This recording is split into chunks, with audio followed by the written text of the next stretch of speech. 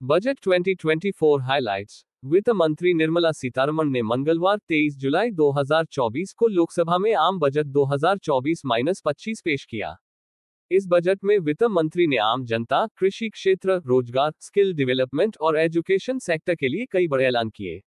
वित्त मंत्री ने बजट भाषण में कहा कि इस बजट में गरीब, महिलाएं, युवा और किसानों पर जोर दिया गया है। आज जहां ग्लोबल इकोनॉमी डावाडोल है लेकिन भारतीय अर्थव्यवस्था स्थिर है, हम आपको बता रहे हैं आम जनता के लिए आय यूनियन बजट 2024। यूनियन बजट 2024 में क्या कुछ है खास। न्यू टैक्स रिजीम में स्टैंडर्ड डिडक्शन की लिमिट 50,000 रुपये से बढ़ाकर 75,000 रुपये की गई। पेंशन भोगियों के लिए पारिवारिक पेंशन पर कटौती 15,000 रुपये से बढ़ाकर 25,000 रुपये की गई। नए टैक्स रिजीम के तहत टैक्स स्लैब में बदलाव, 3-7 लाख रुपये के बीच आय पर 5%, 7-10 लाख रुपये के लिए 10%, 10-12 लाख रुपये के लिए 15%।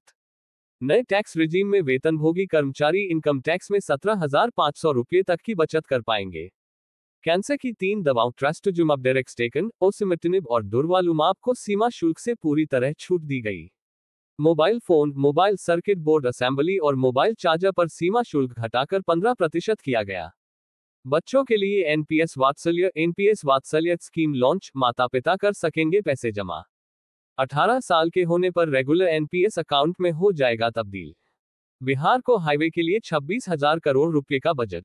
सोने और चांदी पर सीमा शुल्क कस्टम ड्यूटी घटाकर 6% और प्लेटिनम पर 6.4% किया गया। प्रतिभूतियों के वायदा एवं विकल्प सौदों पर लगने वाले प्रतिभूति लेन देन कर को बढ़ाकर क्रमशः 0.02% और 0.1% किया गया। शेयरों की पुनर्खरीद पर होने वाली आय पर टैक्स लगाया जाएगा। स्टार्टअप को बढ़ावा देने के लिए सभी वर्ग के निवेशकों के लिए एंजल टैक्स खत्म कर दिया गया। विदेशी कंपनियों पर कॉर्पोरेट कर की दर 40 से घटाकर 35% करने का प्रस्ताव। अपील में लंबित आयकर विवादों के समाधान के लिए विवाद से विश्वास योजना 2024 लाई जाएगी। कर न्यायाधिकरणों, उच्च न्यायालयों और सर्वोच्च न्यायालय में प्रत्यक्ष कर, उत्पाद शुल्क और सेवा कर से संबंधित अपील दायर करने की मौद्रिक सीमा बढ़ाकर क्रमशः 60 लाख रुपये, 2 करोड़ रुपये और 5 करोड़ रुपये करने का प्रस्ताव। कुछ वित्तीय परिसंपत्तियों पर अल्पकालिक लाभ पर 20% टैक्स। सभी वित्तीय और गैर वित्तीय परिसंपत्तियों पर दीर्घकालिक लाभ पर 12.5% टैक्स। सूचीबद्ध शेयरों से हुए 1.25 लाख रुपये तक के दीर्घकालिक पूंजीगत लाभ को कर छूट दी गई। ई कॉमर्स कंपनियों पर टीडीएस की दर 1 से घटाकर 0.1% की गई। विवरण दाखिल करने की नियत तिथि तक टीडीएस के भुगतान में देरी को अपराध की श्रेणी से मुक्त किया गया। आयकर आकलन इनकम टैक्स असेसमेंट को 3 साल से 5 साल तक दोबारा खोला जा सकता है। हालांकि यह उसी समय होगा जब बची हुई आय 50 लाख रुपये या उससे अधिक हो। सरकार आयकर अधिनियम 1961 की व्यापक समीक्षा 6 महीने में पूरी करेगी। जीएसटी को सरल और आसान बनाया जाएगा ताकि बाकी क्षेत्रों तक इसका विस्तार किया जा सके। राजकोषीय घाटा वित्त वर्ष 2024-25 में जीडीपी का 4.9% रहने का अनुमान, अगले साल 4.5% से कम रहने का अनुमान। बजट में विनिर्माण एवं सेवाओं सहित 9 प्राथमिकता वाले क्षेत्रों और विकसित भारत के लक्ष्य को हासिल करने के लिए अगली पीढ़ी के सुधारों की रूपरेखा दी गई।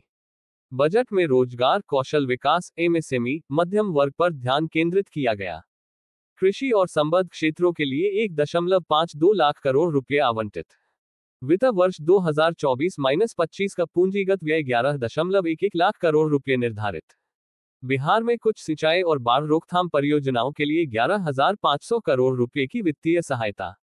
नेपाल के साथ मिलकर होगा काम। बहुपक्षीय विकास एजेंसियों के माध्यम से आंध्र प्रदेश को 15,000 करोड़ रुपये की विशेष वित्तीय सहायता।